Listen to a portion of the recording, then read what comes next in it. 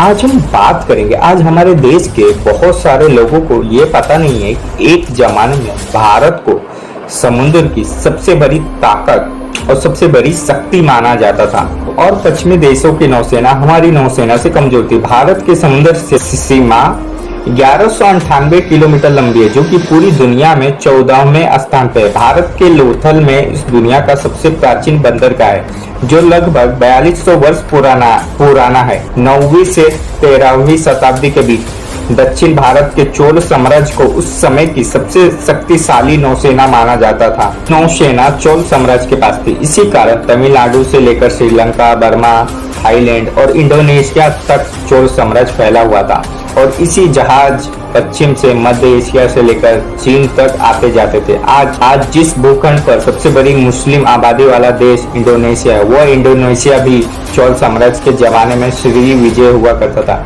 जबकि थाईलैंड को स्वर्ण भूमि और द्वारकी कहा जाता था। दौर में चोल साम्राज्य की नौसेना के साथ हिंदू धर्म और भारतीय संस्कृति पूरी दक्षिण एशिया में फैली हुई थी और 12वीं शताब्दी में कंडिया के राजा सूर्यवर्मन द्वितीय ने एक मंदिर का निर्माण किया था, जिसे अंगोर वाट मंदिर कहते हैं। और आप सब ने अपने स्कूलों में ये पढ़ा होगा कि भारत के समुद्र मार्ग की खोज वर्ष 1498 में वास्को डी गामा ने की थी, लेकिन एक नया अध्ययन, एक नई स्टडी कहती है कि गामा को भारत का समुद्री मार्ग एक गुजराती व्यापारी ने बताया था, जिसका नाम काजिम लाम था।